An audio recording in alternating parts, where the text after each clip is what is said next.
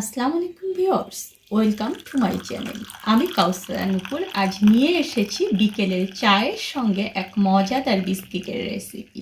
আজকে আমি আপনাদেরকে বানিয়ে দেখাবো মাত্র 3টি উপকরণ দিয়ে মজাদার একটা বাটার কুকিজ। এই বাটার কুকিজটা এতটা ক্রিস্পি এবং এতটা মজা যে দেখুন যেটার ভিতরটা কতটা সুন্দর ক্রিস্পি। আপনারা নিশ্চয়ই এটা শব্দ শুনতে পাচ্ছেন, দেখুন এটা কতটা ক্রিস্পি। আসুন দেখে নেই এই বাটার কুকিজের একেবারে সহজ রেসিপিটা। ক্রিস্পি বাটার কুকিজ করার জন্য আমি এখানে দেখুন যে বাটার দিয়ে দিচ্ছি। আমি এখানে 50 গ্রাম পরিমাণ বাটার ব্যবহার করেছি। আর আপনারা এখানে অবশ্যই ব্যবহার করবেন হচ্ছে আনসল্টেড বাটার। আমি কিন্তু এই বাটারটা বাসায় তৈরি করেছি, আপনারা চাইলে দোকান থেকেও বাটার কিনে নিতে পারবেন। আর আমি ডেসক্রিপশন বক্সে এই বাটারের লিঙ্কটা দিয়ে দেবো। আপনারা চাইলে ঠিক সেভাবে করে বাটারটা বাসায় তৈরি করে ডিপ ফ্রিজে সংরক্ষণ করে সেটা দিয়ে পরবর্তীতে বেকিংয়ের কাজগুলো করতে পারবেন। আর এখানে আমি গুঁড়ো চিনি দিয়ে দেব হচ্ছে 3 টেবিল চামচ পরিমাণ। এই চিনিটা কিন্তু আমি গুঁড়ো করে একেবারে চেলে নিয়েছি। এটা আইসিং সুগার হিসেবে আপনারা বেকারি থেকেও কিনে নিতে পারবেন। এখন মাঝারি স্পিডে রেখে বিটারটাকে চালিয়ে দিয়ে এটাকে আমি একটু বিট করে নেব।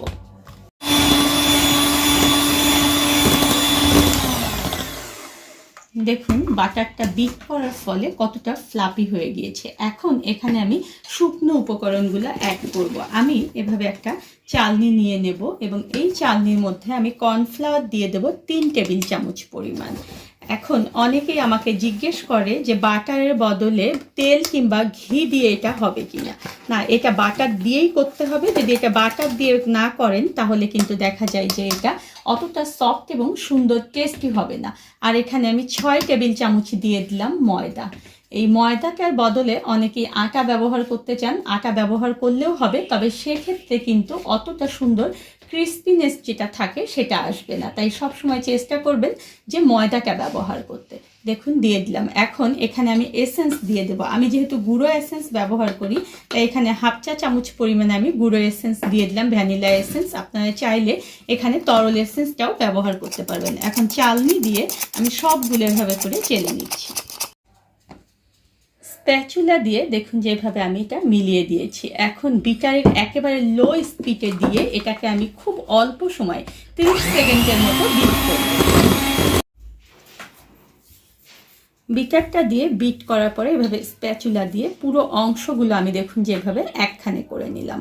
এখন একটা ম্যাট বিছিয়ে নিয়ে এই ডোটাকে আমি ম্যাটের উপরে নিয়ে নিচ্ছি। নিয়ে এটাকে আমি খুব সুন্দর রুটির মতো গোল করে নিচ্ছি। দেখুন ঠিক এভাবে রুটির মতো আমি এটাকে করে নিয়েছি। এখন একটু হালকা কর্নফ্লাওয়ার আমি এখানে দিয়ে দিয়েছি এবং এটাকে আমি একেবারে আলতো হাতে এভাবে দিয়ে খুব আলতো করে বেলে নেব। ভালো করে দেখুন যে আমি এটাকে লেবেল সমান করে একেবারে বেলে নিয়েছি। এখন একটা কুকি কাটারে আমি এভাবে একটু কর্নফ্লাওয়ারটা লাগিয়ে নিয়েছি। দেখুন এটা দিয়ে এখন আমি কেটে নেব। এটা কিন্তু আপনাদের পছন্দ মতো যে কোনো শেপে করতে পারেন। দেখুন এটা থিকনেসটা ঠিক এরকম হবে। এখন আমি দেখুন যে একটা প্লেটে বেকিং শিট বিছিয়ে দিয়েছি, সেখানে আমি এগুলো বানিয়ে দিয়ে দেব। কারণ এগুলো যেহেতু আজকে আমি চুলায় তৈরি করব, তাই এগুলো আমি এভাবে করে একটা স্টিলের প্লেটে দিয়েছি। আর চুলায় কিন্তু আমি একটা হাঁড়ি প্রিহিট হতে দিয়েছি।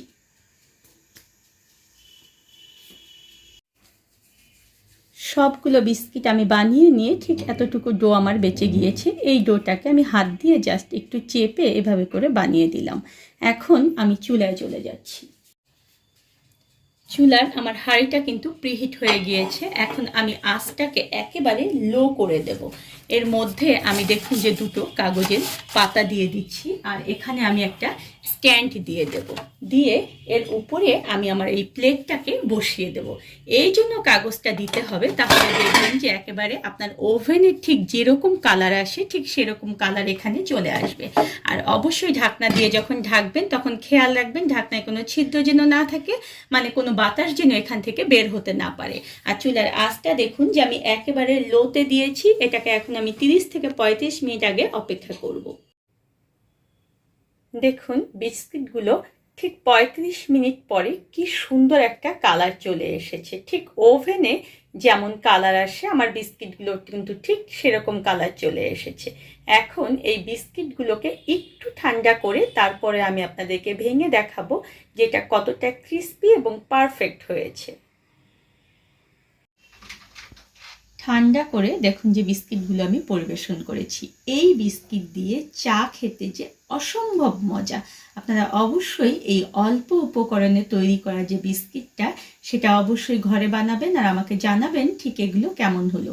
ধন্যবাদ সবাইকে আমার সঙ্গে থাকার জন্য। আর আমার পরবর্তীতে নতুন কোনো ভিডিও পেতে হলে প্লিজ আমার চ্যানেলটা সাবস্ক্রাইব করবেন।